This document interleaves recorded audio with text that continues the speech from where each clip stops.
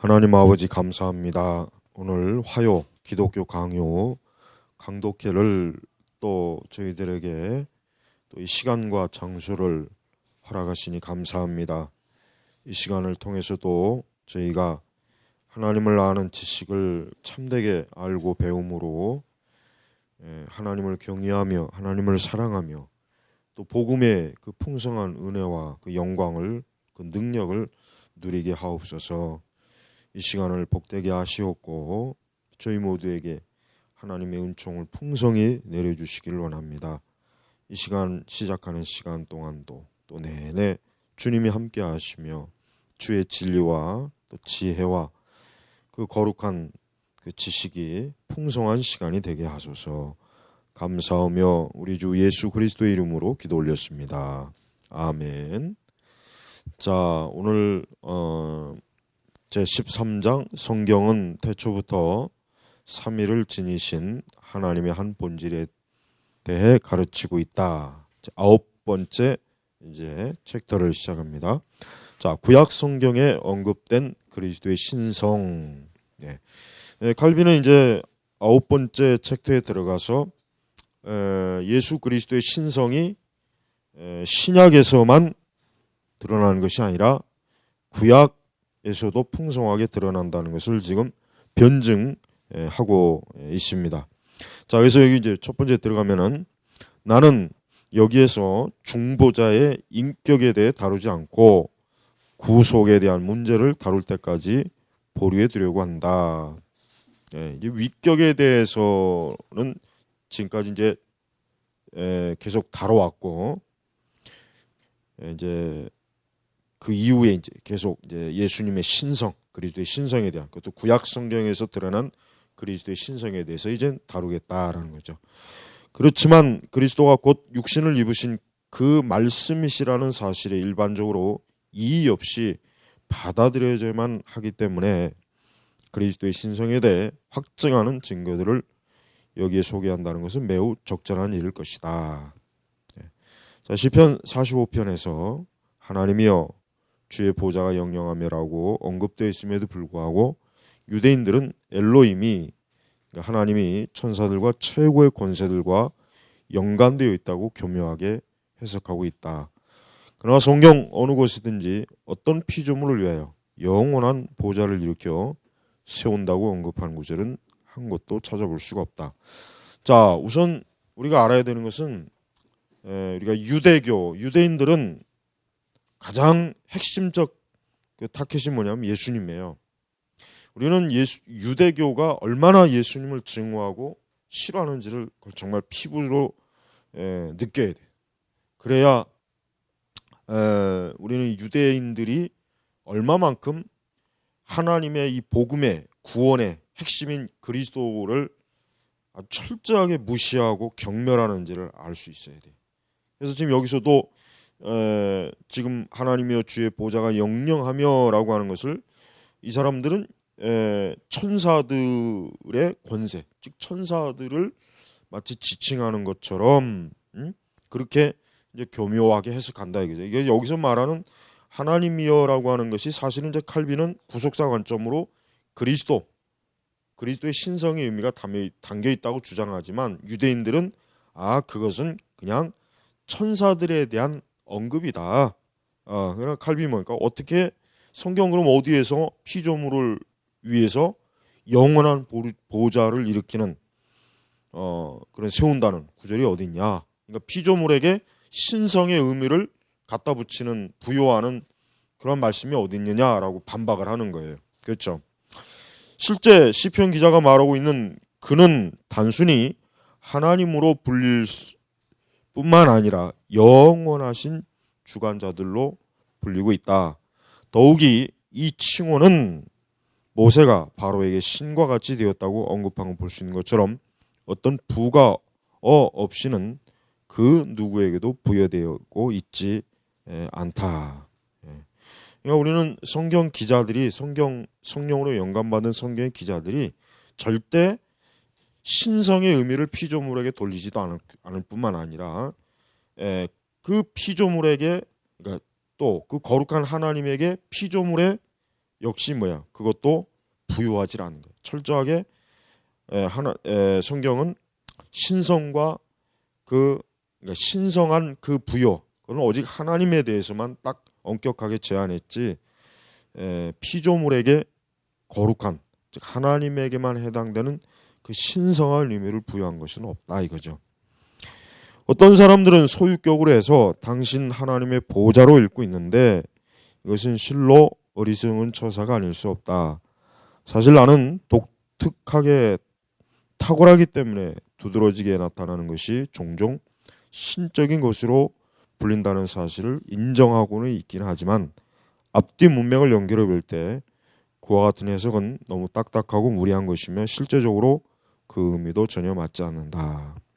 우리가 구약 성경을 읽을 때 우리는 구약 성경에서 하나님이라고 이름을 우리가 그러니까 여호와 또 하나님 이러한 우리 칭호는 분명히 거기에는 우리가 신성의 의미가 부여되어 있는 거예요. 그리고 칼빈은 일반적으로 바로 그리스도에 대한 그리스도의 그 영광스러운 의미가 역시 그 하나님 또 여호와라고 하는 이름에 같은 의미로 부여되고 있다. 이렇게 설명하고 있습니다. 그러나 만일 그들이 계속적으로 완고하게 버틴다고 한다면 우리는 이사야에 의해 소개된 한 구절을 가지고 이에 맞서려고 한다. 이 구절에서 동일하신 그리스도가 하나님으로 불리며 또한 하나님의 특징적인 표지인 최고의 능력으로 설계되고 있다. 즉 그 이름은 전능하신 하나님이라 용존하시는 아버지라. 이사야 9장 6절의 그 유명한 구절이죠. 그 핸델의 그 메시아에서도 이사야 9장의 이 말씀을 바탕으로 한 내용이 들어가 있습니다. 그래서 유대인들은 이곳에서 역시 불평을 털어놓고 있으며 읽는 방법을 완전히 뒤집어 놓고 있다. 즉 그들은 이 구절을 전능하신 하나님, 영존하신 아버지께서 그를 부르시는 이름이라고 뒤집어 놓은 뒤 성자에게는 단지 평화의 왕이라는 칭호만 붙일 뿐이다. 그러니까 유대인들은 그러니까 한마디로 해서 유대인들은 성자 하나님을 인정하지 않아요. 아예 저들은 오직 구약의 유일하신 여호와 하나님에 대한 것만 저들은 인정하지 성자, 하나님의 아들, 독생자, 뭐 예수 그리스도 일체 유대인들은 그런 관점으로 성경을 절대 안 봅니다. 지금도 마찬가지예요. 지금도 우리는 유대 랍비들이 지금도 있어요. 근데 유대 랍비들이 지금도 구약 성경을 해석하는 걸 보면은 그들의 그 구약 해석은 전혀 우리가 전통적으로 구약 신학의 관점으로 보는 구약 해석이 전혀 아닙니다. 그들은 어디까지나 그들은 유대교적 관점, 뭐 미시나 이런 관점, 그러니까 또 탈무드, 그러니까 그런 관점으로 보지 우리 전통적인 구약 신학 관점으로 더군다나 뭐 메시아적 관점으로 구약 성경을 보는 일은 절대로 없어요. 그래서 구약 성경을 해석하는 랍비들의 성경 해석은 굉장히 이질적입니다. 그러니까 그러니까 뭔가 모르게 진짜 확실히 유대교가 이런 거구나라고 알 수 있는 그런 것들이 유대교 우리는 보통 유대교는 기독교와 가깝잖아요. 사실 뿌리가 유대교에 있잖아요. 근데 우리는 유대교의 그 랍비들의 해석이나 그들의 설교나 그들의 글을 읽어보면은 우리가 알고 있는 구약 신학적 관점이 전혀 없어요. 굉장히 현세적이고 굉장히 현세적. 성경 보는 관점이 아주 현세적이고 어떤 영혼의 관점이 없어요. 뭐 인간의 죽음과 사망에 대해서 굉장히 처세술 그런 데에서 굉장히 뛰어나죠. 그러나 이 선지자의 의도하는 바는 그리스도를 믿는 우리의 신앙을 확립하기 위하여 명백한 표지를 가지고 그를 수식하려고 하는 것인데, 그렇죠. 이사야 선지자는 당연히 이 말씀을 계시받을 때나 그가 이해하는 게 뭡니까? 결국은 예수 그리스도의 영광, 신성을 드러내는 그러한 말씀으로 그가 계시를 받은 건데 무슨 목적으로 수많은 명칭들이 여기서 하나님께 불려지게 된 것입니다. 자, 그러므로 동일한 이유 때문에 조금 전에 그리스도가 임마누엘이라고 불리신 것처럼 여기서도 전능하신 하나님이라고 불리고 있다는 것은 의심할 여지가 없다. 예. 이 전능하신 하나님이 결국은 전능하신 예수 그리스도입니다. 그러나 이 사실에 대해 예레미야서에 나오는 구절만큼 더욱 명백하게 언급하고 있는 것은 그 어느 곳에서도 찾아볼 수 없다. 그 이름은 여호와 우리의 의라 일컬음을 받으리라. 유대인들 자신은 하나님에 대한 그 밖의 명칭들은 단지 칭호에 지나지 않으며 그들이 말로 표현할 수 없는 것이라고 말하고 있는 이 한 가지 명칭 여호와만이 그의 본질을 생생하게 나타내 준다고 가르치고 있다. 그러나 이 사실은 우리가 독생자 곧 다른 곳에서 나는 내 영광을 다른 자에게 주지 아니라고 말씀하신 바로 그 영원하신 하나님이시라고 결론을 얻을 수 있다. 사실상 유대인들은 여기에서 도피할 길을 찾고 있는데, 즉 그들은 모세가 이 명칭을 자신이 일으켜 세운 제단에 붙이고 있는 반면 에스겔은 새 예루살렘 성에 붙이고 있다는 것을 지하고 있다. 그러나 이 제단은 하나님이 모세를 높인 자이심을 기억하기 위해 세워졌으며 또한 예루살렘이 단지 하나님의 이름을 입증하기 위해 그 이름을 표시되었다는 사실을 누가 간과할 수 있겠는가. 왜냐하면 선지자는 그날 후로는 그 이름을 여호와 삼마라 하리라고 말했기 때문이다. 실제로 모세는 자신을 다음과 같은 방식으로 소개했다. 즉 모세가 단을 쌓고 그 이름을 여호와 니시라 하고, 그러나 다음과 같은 예레미야서의 구절은 더욱 논란의 여지가 남겨져 있다. 즉 그 성은 여호와 우리의 의라 일컬음을 입으리라 인데, 여기에 보면 의와 동일한 명칭이 예루살렘에 붙여져 있다. 그러나 이 증거는 우리가 옹호하고 있는 이 진리를 경고 반박하지 않고 있으며, 그는 이전에 그리스도의 의의 원천이 되시는 참된 여호와이셨음을 증거했지만 이제는 하나님의 교회가 이 사실에 대해 너무나 명백하게 알고 있으므로 그 이름을 영어롭게 할 수 있을 것이라고 선포하고 있기 때문이다. 그러므로 앞구절의 의의 근거와 원인이 제시되고 두 번째 구절에서는 그 결과가 첨가되었다. 자, 그러니까 이제 우리가 구약 성경에서 보면은 이제 아까 여기 우리가 지금 이제 예레미야서에도 보면은 여기서 나온 거 보지만 이제 하나님의 의, 그러니까 예레미야 23장 6절 그 이름은 여호와 우리의 의. 이 의라는 용어 자체, 이 의라는 그 용어의 그 신학적 의미, 성경적 의미는 결국 신학의 그리스도의 의와 동일한 관점으로 연결이 된다. 지금 그런 걸 얘기하는 거예요. 그러니까 유대인들은 이 의라는 말 자체를 하나님에게서만 한정될 뿐이지 그리스도께까지 이것이 확장될 수는 없다. 유대인들은 그렇게 지금 굉장히 고집을 세우는 거고, 그러나 이제 칼빈은 여기서 얘기하는 것이지만 칼빈은 그 그리스도의 여기 그리스도의 의의 원천이 되시는 참된 여호와이심을 증거했지만, 그러니까 우리가 구약 성경에서 보통 의로우신 하나님이라고 명칭이 있어요. 그런 그 의로우신 하나님이라고 하는 것은 우선 하나님의 본질적 속성 중에 의를 드러내는 거예요. 그러나 우리가 신약에서도 보겠지만 우리는 예수님이 어떠한 분이에요? 그분 자신이 의로운 분이시고 그분 자신이 하나님의 의 때문에 십자가에서 죽으셨단 말이에요. 그렇다면은 구약에서 하나님의 의로우신 하나님이라고 하는 것은 신약에서 고스란히 예수 그리스도에게 그대로 직접적인 연관이 든다. 그렇게 얘기하는 것입니다. 그래서 칼빈은 구약 성경에서도 분명히 구약 성경에서도 그러니까 예수님의 신성이 아까 여기 얘기했지만 하나님의 의의 관점, 그 다음에 또 하나님 자신의 그 거룩하신 그 영원한 보좌, 이런 신성의 의미, 이런 것들이 다 결국은 그리스도와 고스란히 연관이 되는 구약적 그리스도의 신성의 개념이다라고 이렇게 칼빈은 변증하고 있습니다. 유대인들은 구약 성경에서 오직 하나님만 그들은 볼 수 있다고 주장하는 거예요. 그러니까 사실은 이제 후기 유대교도 마찬가지겠지만은 그 유대교는 이미 예수님 당시 우리가 알아야 될 게 뭐냐면 예수님 당시에 사실은 이미 유대교는 굉장히 어때요? 굉장히 많이 와해된 상태예요. 이미 예수님 당시.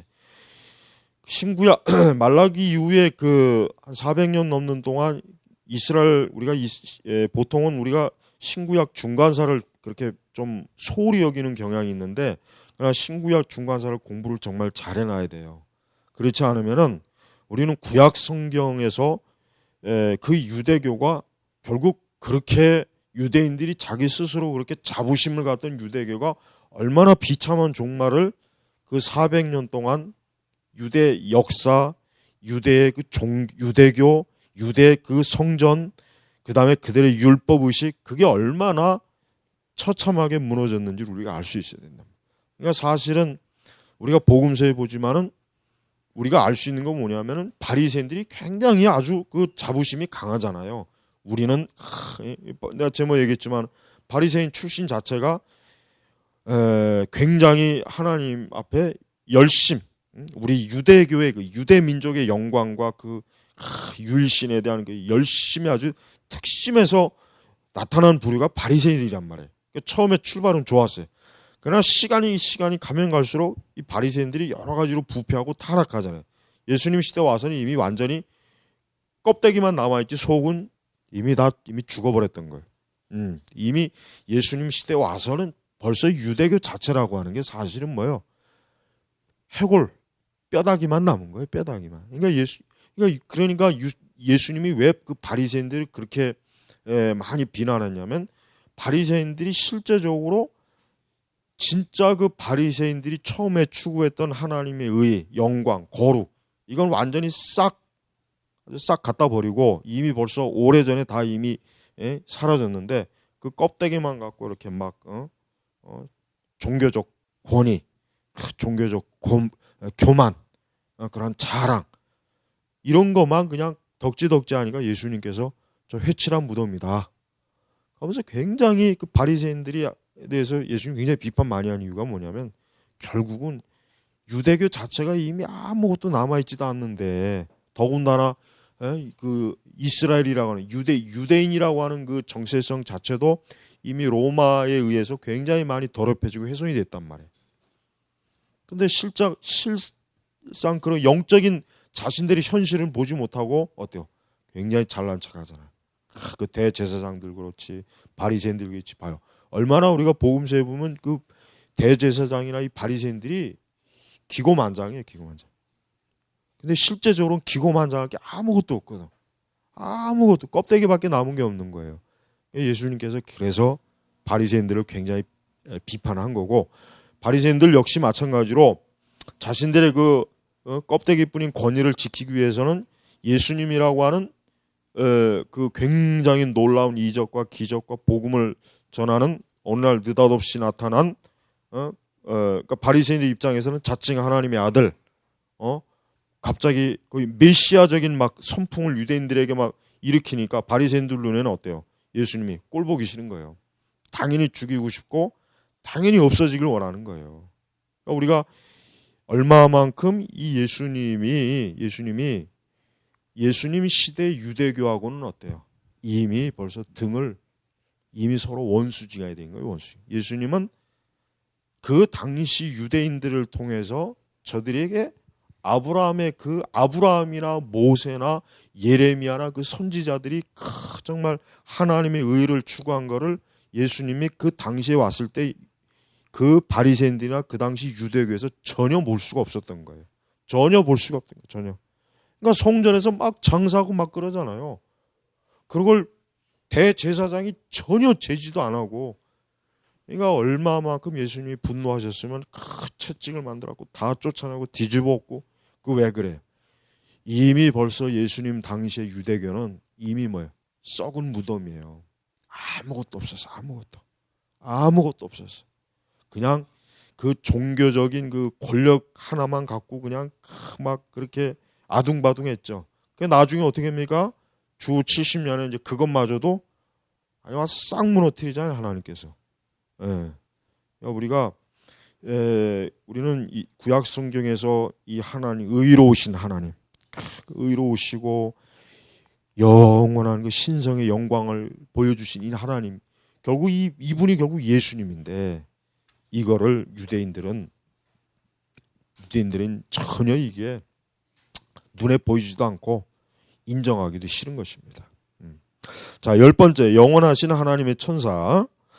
자, 그러나 만일 이러한 증거가 유대인들에게 만족을 주지 못한다면 나는 도대체 그들이 어떤 구실을 내세워 여호와께서 종종 천사의 모습으로 나타내셨다는 사실을 회피할 수 있을 것인지를 알지 못했다. 성경에 의하면 천사는 스스로 영원하신 하나님의 이름을 덧붙이면서 거룩한 족장들에 나타나고 있다. 그렇죠. 특히 뭐 아브라함에게도 나타나고, 특히 야곱에게도 나타나고, 우리가 이 구약의 족장들이 종종 천사를 대면한단 말이에요. 이에 맞서 만일 누군가가 이 구절이 천사가 맡은 영광과 연관시켜 언급되고 있다고 의의를 제기한다면 이 문제는 실마리는 결코 풀리지 않는다. 왜냐하면 종으로서 그는 자신에게 제사 드리는 것을 허용함으로써 하나님으로부터 그 영광을 빼앗으려고 하지 않을 것이기 때문이다. 그러니까 이 구약 성경에서 하나님께서 신현 하나님께서 하나님 자신을 실제적으로 드러냈을 때 천사의 모습으로 이제 종종 나타난 거예요. 그걸 신현이라고 그래요. 그러니까 우리는 그러면 그러한 천사들에게 이 족장들이 경배를 올리는 것은 뭐예요? 그냥 단순히 피조물일 때 경배를 올린 게 아니에요. 하나님이시기 때문에. 그분이 신성을 가지신 분이기 때문에 족장들이 경배를 올린 거예요. 만약에 그가 진짜 하나님이 신현하신 아닌 그냥 일반 천사였다면 절대 천사가 경배를 받을 수가 없어요. 받아서도 안 되고. 그러나 하나님이시기 때문에 받을 수 있는 거예요. 한편 천사는 떡 먹기를 거절하고 여호와께 번제를 드릴 것을 명했다. 사사기 13장 16절. 사실 이 사실 자체는 그가 바로 여호와이심을 입증해 든다. 따라서 마노아와 그의 아내는 이러한 표징으로부터 자신들이 천사뿐만 아니라 하나님 자신도 보았다고 생각된 것이다. 이러한 이유 때문에 마노아는 우리가 하나님을 보았으니 반드시 죽으리로다 라고 마노아가 막 그냥 벌벌 떨었죠. 이에 대해 그의 아내는 여호와께서 우리를 죽이려 하셨다면 우리 손에서 번제와 소제를 받지 아니었을 것이요 라고 대답했다. 아주 지혜롭게 그의 아내가 대답했죠. 이것은 앞서 천사라고 불렸던 분이 참으로 하나님 되심을 고백한 것이다. 그 이외에도 천사의 답변은 모든 의심을 제거하겠다. 어찌하여 이를 묻느냐? 내 이름은 기묘니라. 기묘자. 우리가 이사야에서도 나왔죠. 기묘자. 하나님의 놀라우신, 그러니까 하나님 자신, 그리스도, 이 기묘자 그리스도. 그러므로 하나님은 결코 아브라함이나 그 밖에 다른 족장들에게 계시되지 않으셨으며 그 대신에 천사들이 숭배를 받아고 주장한 세르베트스의 불신앙이야말로 실로 가증스러운 것이 아닐 수 없다. 그러나 교회 정통적인 학자들은 올바르게 그리고 지혜롭게 이 천사장이 바로 하나님의 말씀 되시며 그는 당시 마치 전주곡처럼 자신의 중보직을 성취하기 시작했다라고 했다. 그러니까 이 천사장, 그 다음에 이 아브라함과 그 족장들에게 계시한 나타난 그 천사는 바로 그리스도 자신이죠. 왜냐하면 그 말씀이 아직 육신이 되시지는 않았지만 신자들에게 더욱 친근하게 접근하기 위하여 중보자로 강림하셨기 때문이다. 따라서 그는 이러한 밀접한 교제를 통하여 천사라는 칭호를 얻게 되었다. 그러니까 우리가 이제 성경에서 이렇게 천사로 하나님 자신이 신현하시고 그 다음에 또 역시 일반적인 천사도 역시 나타나는 그 말씀이 있어요. 그러나 우리가 지금 칼빈이 여기서 지금 말하고 있는 천사는 그런 일반적인 천사가 아니라 뭐 미가엘이나 그런 뭐 가브리엘이나 이런 천사가 아니라 뭐요? 하나님 자신이 신현하신 것이다. 자, 그렇지만 그는 자신에게 속한 것을 그대로 유지하셨으며 말로 닿을 수 없이 이 영광스러운 하나님으로서의 위치를 끝까지 고시하셨다. 호세아도 동일한 사실을 언급했는데 그는 먼저 야곱이 천사와 겨루어 싸우니 하고 저는 만군의 여호와시라. 여호와는 그의 기념 칭언이라. 여기서 천사와 그러니까 야곱이 천사와 결했다. 우리가 그 야곱이 야복강 그래서 이제 천사와 씨름했다. 그 천사가 누굽니까? 예수님이잖아요. 예수님이라면 그 천사가 그냥 천사가 아니죠. 왜냐? 뭘 봐서 또 알 수 있느냐? 그 천사가 야곱에게 새로운 이름을 부여해줬죠. 이스라엘이라고. 그렇기 때문에 바로 그 천사가 뭐야? 하나님, 그리스도라는 증거예요. 감히 천사가 이름을 부여할 수 없어요. 이스라엘이라. 오직 하나님이시기 때문에 그리스도이시기 때문에 이름을 부여할 수 있는 그 능력, 그 정권을 가지고 계시는 거예요. 또다시 이제 이 세르베투스가 굉장히 그 칼빈이 참 이 세르베투스를 굉장히 이 세르베트의 그 이단적인 주장을 아주 많이 반박을 많이 했어요. 결국 이 세르베투스는 이 삼위일체 그 부분에 헛소리를 해가지고 결국은 화형을 당했죠. 근데 이미 세르베투스는 그 당시 어딜 가나 죽을 수밖에 없는 사람이에요. 천주교 지역 가도 이미 그는 죽을 수밖에 없는 사람이라고. 그러니까 사실 그때 그 제네바 시가 이 세르베투스를 그냥 꼭꼭 묶어다가 저기 그 카톨릭 그 영역에 거기다 그냥 갖다 넣어버렸으면 되는데 그걸 왜 괜히 그냥 손을 대가지고 두고두고 그걸 이제 칼빈에게 왜 그렇게 오명을 씌웠는지 아주 참 안타까워요. 그냥 천주교 지역으로 그냥 묶어다가 그냥 거기다 추방시켜 버리면 그거는 거기서 이미 벌써 죽었단 말이에요. 걔는 이미 천주교에서도 잡히면 넌 죽는다, 뒤진다. 이미 벌써 선고를 해놨거든. 그러니까 제네바 시의원들이 조금만 생각을 해가지고 그냥 그 천주교 지역에다 갖다 넣으면은 알아서 해결했을 텐데 그걸 그냥 하여튼 참 너무 안타까워요. 이 마귀가 하여튼 하나님의 사람을 하여튼 모함하려고 별 수단을 다 쓴 거예요. 자, 또다시 세르베투스는 하나님께서 천사의 인격을 취하셨다고 헛소리를 하고 있다. 이 세르베투스가 굉장히 그 헛소리를 많이 해요. 여러 가지로 많이 해요. 그러니까 오죽하면은 그냥 카톨릭에서도 잡아 죽이려고 했겠어요. 개신교 지역도 마찬가지. 너무 헛소리를 많이 했거든. 그리고 칼빈을 특히 미워했어요. 그렇죠? 칼빈을 특히 미워했다고. 하나님께서 천사의 인격을 취하셨다고 헛소리를 하고 있다. 그렇죠? 이건 당연히 헛소리죠. 아니, 하나님께서 어떻게 피조물의 인격을 취해요? 피조물이 하나님의 인격을 취하면 오히려 취했지. 그럼 마치 모세가 어찌 내 이름을 묻느냐고 말한 것을 선지자가 실제로 확인하지 않은 것처럼 말하고 있는 것이다. 그러나 거룩한 족장 야곱이 내가 하나님과 대면하였다고 고백한 사실을 보면은 그는 피조된 천사가 아니라 그 속에 완전하신 신성, 완전하신 신성이 거하시는 분임을 선포하고 있음을 알 수 있다. 그러니까 이 족장 야곱이 그냥 단순히 아무 생각 없이 그냥 뭔가 눈에 대단한 게 보인다고 해서 하나님이다 한 게 아니에요. 야곱은 굉장히 천사와 하나님을 구분할 수 있는 영적인 분별력이 있는 거예요.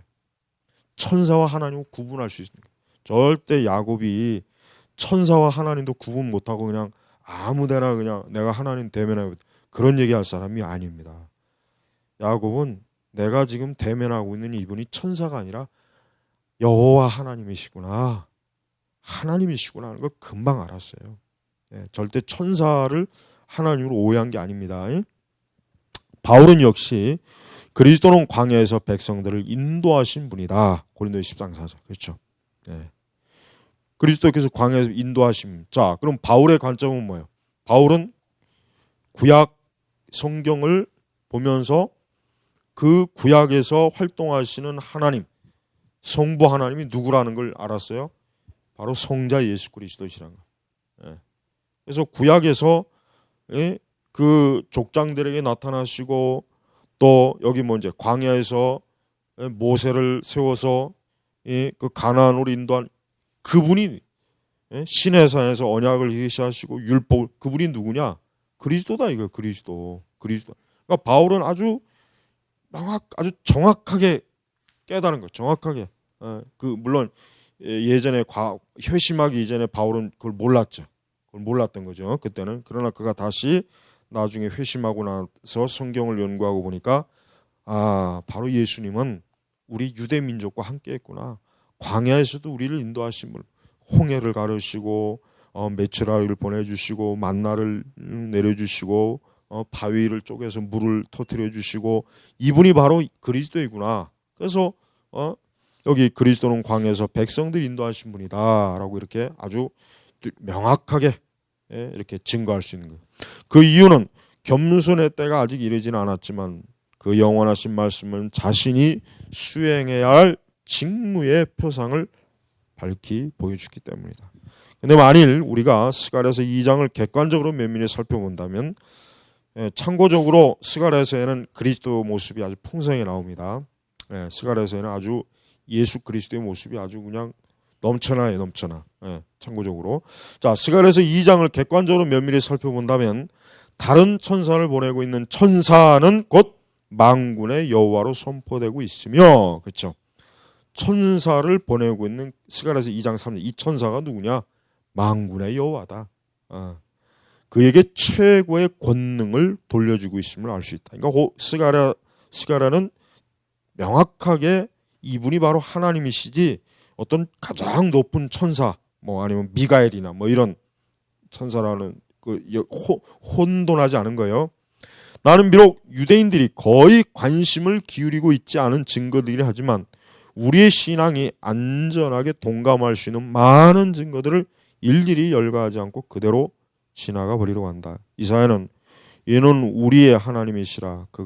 우리가 그를 기다렸으니 그가 우리를 구원하시리다. 이는 여호와시라. 여기서 그가 누구예요? 예수님이에요. 예수님. 그렇죠? 예수님. 이사야 자신도 바로 우리가 그를 기다렸으니 그가 우리를 구원하시리. 이사야 자신도 이분이 바로 장차 오실 메시아라는 것을 이사야 자신도 알고 있었습니다. 라고 말했는데, 눈을 가진 사람이 누구든지 이 말씀이 자기 백성을 구원하시기 위해 새롭게 일어나신 하나님에 대해 언급한 사실을 명백하게 알 수 있을 겁니다. 더욱이 두 번이나 거듭하여 강조된 말씀은 여기서 언급되고 있는 분이 그리스도 외에 다른 어떤 분이 결코 아님을 보여주고 있다. 그렇죠? 예수님. 그러니까 우리가 구약에서 우리 선지자들이 우리가 알아야 될 게 뭐냐면, 성경에도 나와 있지만은 구약의 선지자들이 자신들이 계시받는 걸 다 알지는 못했어요. 계시는 받지만 그 계시를 온전히 깨닫지는 못했다고. 그렇기 때문에 구약 선지자들도 어때요? 자기들이 받은 계시를 부지런히 연구했다 그러잖아요. 그걸 통해서 뭐예요? 그 계시의 핵심이 누구냐? 예수님이에요. 메시아예요, 메시아. 그래서 선지자들의 그 메시지의 핵심이 뭐냐면 메시아 사상, 그리스도. 그래서 우리가 선지서를 연구해 보면은 예수 그리스도에 대한 하나님의 그 메시아적인 그러한 하나님의 그 참 영적 진리를 풍성하게 우리가 알 수가 있습니다. 보다 더 분명하고 결정적인 구절은 말라기에서 찾아볼 수 있는데, 여기에서 말라기는 당시 대망하던 통치자가 장차 그의 성전에 임하실 것이라고 약속하고 있다. 그러니까 말라기 선지자가 구약에 보면은 이제 거의 끝 무렵에 하나님의 계시를 받아요. 그래서 세례 요한이 오기 전까지는 계시가 없는 그런 큰 공백기를 가리죠. 그래서 결국은 이제 구약에서 마지막으로 이 말라기는 무엇으로 끝나냐? 결국 뭐예요? 앞으로 여기 나와 있는 것처럼 통치자, 왕이신 하나님의 권능, 왕권, 구원, 메시아, 이분이 오실 것이라는 그것을 영광스럽게 그가 받아보고 있어요. 분명히 그 성전은 한 분이신 최고 하나님께 봉헌되었지만 선지자는 이것이 그리스도를 위해 바쳐진 것이라고 역설하고 있다. 그러므로 이 사실로부터 추론할 수 있는 것은 그가 바로 유대인들 가운데서 언제나 경배되었던 동일하신 하나님이시다라는 사실이다. 그러니까 자, 지금 이제 칼빈이 지금 두 장에 걸쳐서 지금 주장하는 핵심이 뭡니까? 유대인들에 대한, 특별히 유대인들이 예수님 신성을 일단 인정하지 않아요. 유대인들은. 그렇죠. 유대인들은 예수님 신성 인정하지 않아요. 그리고 유대인들은 결코 구약 성경에서 기독교에서 주장하는 예수 그리스도 메시아를 볼 수 없다라는 그렇게 딱 단정을 져버려요. 그래서 칼빈은 바로 그 부분을 변증한 거죠. 구약 성경에 예수 그리스도가 얼마나 풍성하게 지금 계시되고 있느냐. 그분의 신성, 그분이 피조물이 아니라 그분이 지금 영광스럽게 스가랴, 예레미야, 이사야 이런 위대한 너희 유대인들이 인정하는 그 위대한 그 선지자들도 예수님을 알았고 보았고 깨달았고 소망했는데 유대인들 너희들이 뭐냐? 너희들이야말로 뭐요? 지금 구약 성경을 눈이 가렸다. 지금 그거를 변증을 한 거예요. 지금 두 장에 걸쳐서. 그다음에 이제 11절로 넘어가면은 이제 신약에 기술된 그리스도의 신성. 여기서부터는 이제 사도들의 증거죠. 그렇죠? 여기서부터 이제 더 나아가 신약 성경은 수많은 증거들을 지니고 있다. 그렇죠? 뭐 신약 성경이야. 뭐 정말 뭐 마태복음부터 계시록까지 뭐 그리스도의 신성이 뭐 넘쳐나죠. 그러므로 우리는 모든 증거를 총망라에 다루는 것보다 그중 몇 가지만을 골라 간략하게 소개하는 것이 더 나을 것이라 생각한다. 비록 사도들이 그리스도가 중보자로서 육신을 입고 이미 세상에 임하시고 난 다음에 그에게 언급하고 있기는 하지만 내가 인용하려고 하는 모든 구절은 그의 영원하신 신성에 대해 충분히 입증해 주게 될 것이다. 우리가 이 신약 성경에서 기술된 그리스도의 신성은 굉장히 중요합니다. 왜 그렇습니까? 신약 성경은 유대인들이 1차적인 대상이에요. 신약 성경이 유대인들이 1차 독자 대상이라는 거 알아야 돼요. 그 다음에 조금 더 시간이 지나서 이제 이방인들에게 이제 신약 성경은 이제 대상이죠. 그러니까 1차는 누굽니까? 유대인들이에요. 그러니까 사도들은 일반적으로 자신들이 지금 가르치고 증거하는 게 1차 대상이 누구냐? 같은 유대인들이었어요. 유대인들. 그러다 시간이 좀 가서 이제 이방인들에게 이제 확장이 된 것뿐이지 처음에는 유대인들이기 때문에 굉장히 중요해요. 이 부분이. 예수님의 신성을 사도들이 명확하게 증거하지 않으면 그 1차 메시지를 듣고 받는 그 유대인들에게로부터 어때요? 신뢰를 얻지 못하겠죠. 그죠? 신뢰를 얻지 못한다면. 자, 그래서 무엇보다도 먼저 특별히 유의할 것은 영원하신 하나님에 관해 앞에 예언된 바가 이미 그리스도 안에서 계시되었거나 혹은 장차 어떤 시기에 그 안에서 나타낼 것이라고 가르쳤던 사도들의 교훈이다. 그렇죠. 신약은 두 가지 구성입니다. 이미 예언된 구약을 해석한 거예요. 신약은 딱 두 가지 기둥이 있어요. 두 번째는 뭡니까? 앞으로 될 일을 예언한 거예요. 그러니까 신약은 구약의 주석이에요. 그죠? 신약은 구약의 주석이란 말이에요. 주석. 구약 성경을 잘 이해하려면 신약 성경을 잘 이해해야 돼요. 신약 성경을 잘 이해 못하고서 구약 성경을 잘 이해하기가 힘들어요. 그 다음에 신약 성경은 앞으로 되어질 일, 하나님께서 앞으로 영광스럽게 그리스도를 통해서 되어질 일에 대한 메시지도 굉장히 풍부해요. 복음서에도 풍부하죠. 사도들도 많이 언급했죠. 결정적으로 신약의 마지막 계시록은 어때요? 앞으로 되어질 일에 대한 영광스러운 모습을 뭐 가득가득 보여줬잖아요.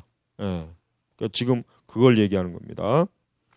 이스라엘의 두 집에는 거치는 돌, 걸리는 반석이 될 것이라고 예언했다. 그러니까 예수님으로 인해서 이스라엘은 어때요? 이스라엘은 예수님으로 인해서 굉장히 말 그대로 거치는 돌, 걸리는 반석. 그러니까 이스라엘이 예수님을 제대로 알아보지 못하고 하나님 모이시는 메시아, 자신들의 조상이 그렇게 대망하고 예언했던 그 선지자들이 예언했던 그분인 줄을 모르고 이렇게 예수님을 배척한 결과가 바로 이렇게 되는 거예요. 한편 바울은 이 예언이 그리스도 안에서 성취되었으며 따라서 그리스도는 만군의 여호와가 되신다고 선포했다. 그렇습니다. 이 바울의 이 구약 바울의 이 구약적 관점은 아주 명확합니다. 바울은 자기가 이 예수님을 얼마나 참 이해하지 못했는지에 대해서 바울은 아주 굉장히 그 참 애타는 마음이 강해요. 이 때문에 바울은 그래서 자기는 이제 예수 그리스도 외에는 다른 걸 알지 않으려고 작정했다는 이유는 뭐냐면, 그가 그렇게 많은 율법을 공부하고 그렇게 열심히 유대교의 특심이었는데, 정작 그 유대교에서의 가장 핵심은 뭐예요? 예수님을 보지 못했다는 거에 대해서 바울은 엄청나게 그거를 정말 부끄럽게 여기고 굉장히 그걸 수치스럽게 여겨요. 바울은. 그렇기 때문에 이제는 하여튼 예수 그리스도라고 하는 구약의 하나님은 예수님이라고 하는 것을 그 동족들에게나 이방인들에게 얼마나 열심히 아주 전파하잖아요. 이사야에서 하나님은 그 자신에 관해 이 사실을 미리 예언하셨고, 또한 그리스도께서 실제로 그 자신 안에서 이것을 나타내 보이셨으므로 결국 그는 그 영광이 결코 다른 어떤 누구에게도 양도될 수 없는 하나님 자신이라는 사실이 명백해지게 된다. 그렇죠? 그러니까 예수님 하나님 자신은 구약에서 이미 예수님을, 하나님의 아들 예수님 메시아를 아주 풍성하게 예언해줘요. 그래서 그 예수님이 앞으로 어떠한 영광을 누릴지, 어떠한 고난을 받을지, 어떠한 마지막 미래적 종말론, 다니엘서에 나오는 것처럼, 다니엘서와 에스겔서에 나오는 것처럼 미래적 종말론을 풍성하게 보여주고 있단 말이에요. 자, 그 다음에 이와 비슷하게 그는 다른 곳에서 우리가 다 하나님의 심판대 앞에 서리라 기록되었을 때 주께서 가라사대 내가 살아오니 모든 무릎이 내게 꿇을 것이요 모든 혀가 자백하리라 라고 말했다.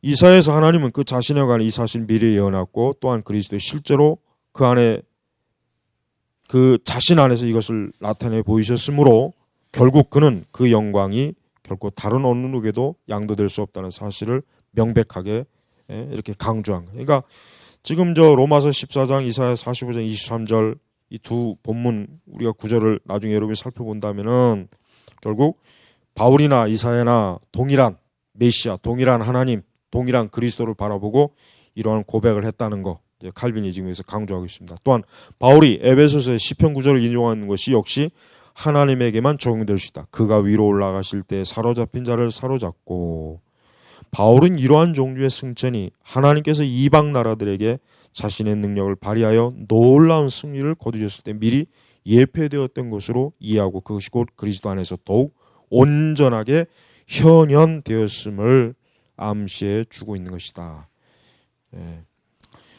그러니까 구약에서 하나님은 승리하시는 하나님으로 나와요. 구약에서 우리가 실론을 살펴본다면 승리하시는 하나님, 구약은 영광스럽게 승리해. 그런 그 승리가 결국 누구를 통한, 결국 그 승리는 뭘 얘기하는 거냐면 우리가 신약적 관점에서는 메시아의 승리입니다.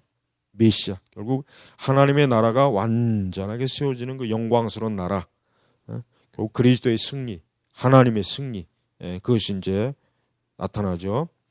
이와 마찬가지로 요한도 비록 선지자 자신이 하나님의 위엄을 보았다고 쓰고 있긴 하지만 이사야의 환상을 통하여 계시된 것은 아들의 영광이었다.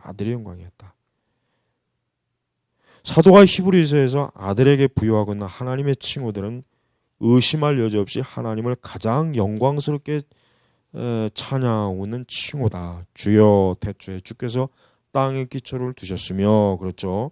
잠언서에도 이와 비슷한 말이 나오고 지난주에 봤지만 이와 마찬가지로 하나님의 모든 천사가 저에게 경배할 것이다.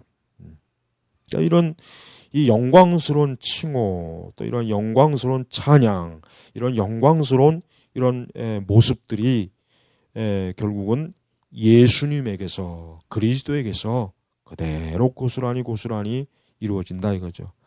그렇지만 그는 이러한 칭호들을 그리스도에게 붙이면서 결코 이것들을 남용하지는 않았다. 실제로 시편에서 찬양되고 있는 것은 무엇이든지 오직 그리스도만이 성취하신다.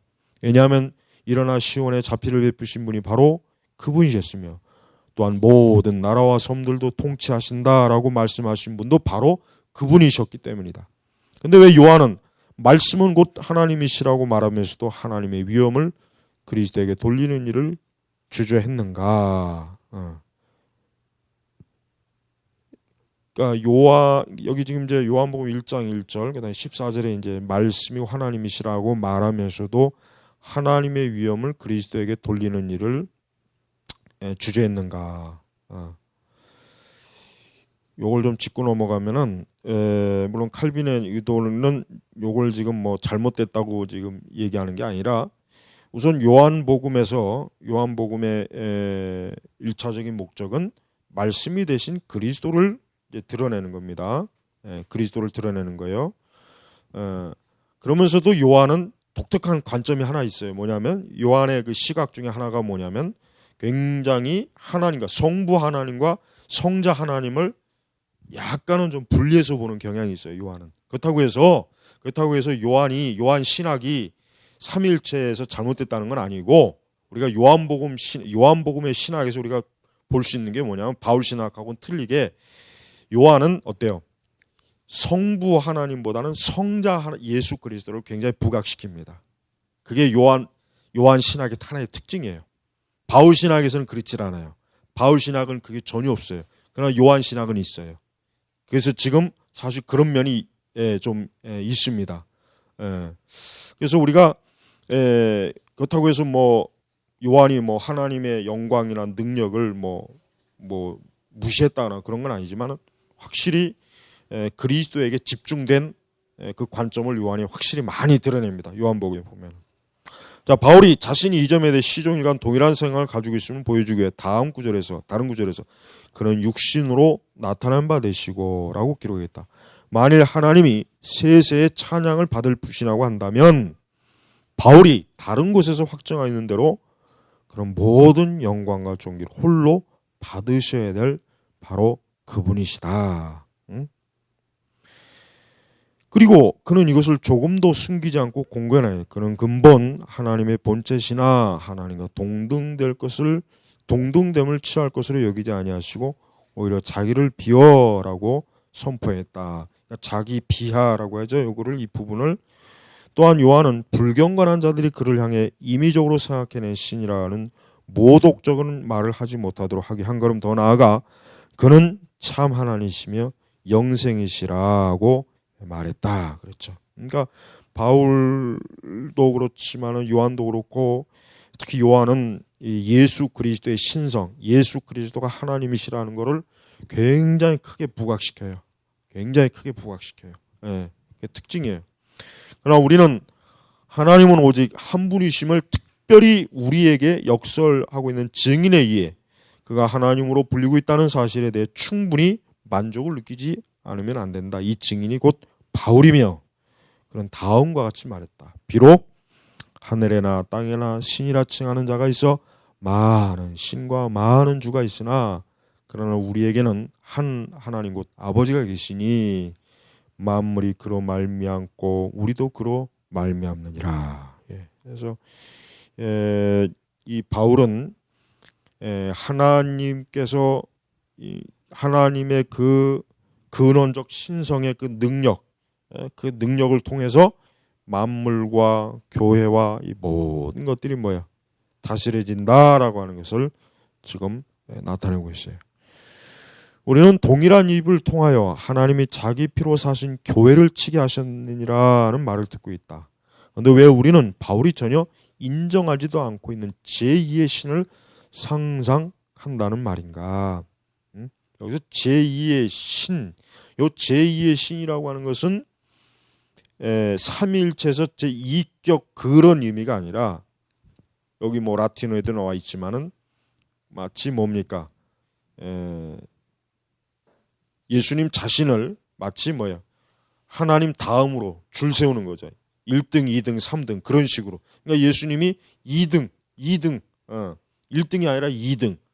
그러니까 그런 식으로 왜 상상하느냐라고 이제 그렇게 하는 거예요. 지금 왜 제2의 신이라고 하는 해석을 그렇게 하면 정확합니다. 의심할 여지 없이. 그러니까 말이 안 되죠. 우리가 삼일체도 봤지만은 우리가 뭐 성부, 성자, 성령에다가 뭐 금메달, 은메달, 동메달 이렇게 붙이면 안 되잖아요. 그럼 안 되죠. 마찬가지죠. 예수님은 아니, 하나님 성부 하나님은 금메달, 예수님은 은메달 이렇게 하면 되겠냐? 지금 그걸 얘기하는 거예요. 의심할 여지 없이 경건한 사람들은 모든 동일한 견해를 가지고 있다. 이와 마찬가지로 도마도 그리스도를 나의 주시며 나의 하나님이시니라고 공개적으로 선포함으로써 그가 곧 자신이 언제나 예배를 했던 바로 그 하나님 되심을 고백했다. 그렇죠. 이 도마가 의심이 많은 사람이라고 했잖아요. 그러나 이 도마의 고백, 나의 주시며 나의 하나님이시라. 이 도마도 어떤 사람이에요?